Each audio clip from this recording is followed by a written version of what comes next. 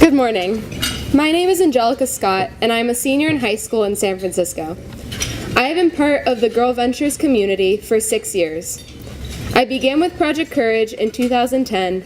The following summer, I joined our Transitions course and was finally part of On the Rise. This past summer, I was a paid assistant instructor, or an AI. This has been my dream since 7th grade, so I felt like I accomplished a lot following through and sticking with Girl Ventures for so long. My transition to becoming an assistant instructor was a little tricky at first. I didn't know if I should be friends with the girls who were just a few years younger than me, or if I should act more as a role model and leader.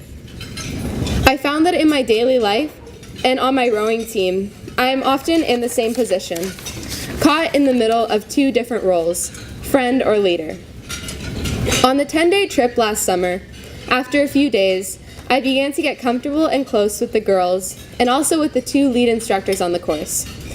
Sally and Whitney, the experienced leaders, were a huge help to me because they supported me with the activities I led and also coached me on how to be accessible to the girls while remaining a part of the instructor team.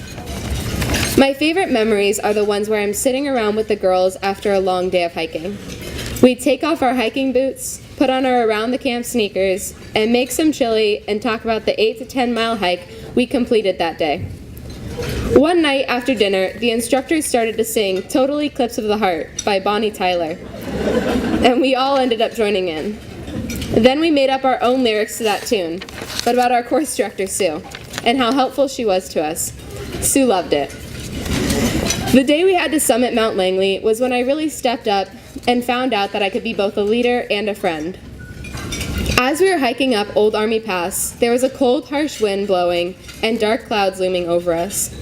The instructor team had to look out for lightning and make a decision about turning around instead of continuing the ascent. We decided to stay put for a while to see if the clouds would clear up and pass the time scouting out marmots and looking for shapes in the clouds. The weather finally did clear up, and we are on our way again. But one girl in our group was having a difficult time, feeling anxious and out of breath due to the altitude. She wanted to turn back. Then something amazing happened.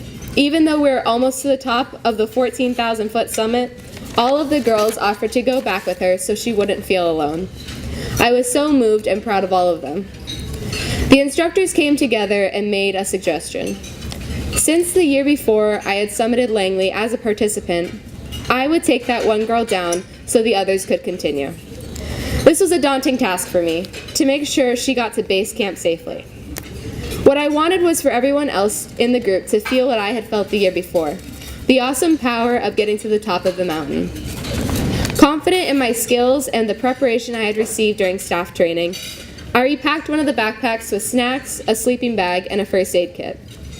We made it down to base camp safely and without any trouble, and when we got there, we had a great conversation about high school, college, and career choices. It was so great to talk one-on-one with her. It helped me too because I'm applying to colleges right now. She and I are still good friends, and I look forward to seeing her continue her leadership in Girl Ventures. By the end of this expedition, I realized I could be a mentor, a leader, and a friend.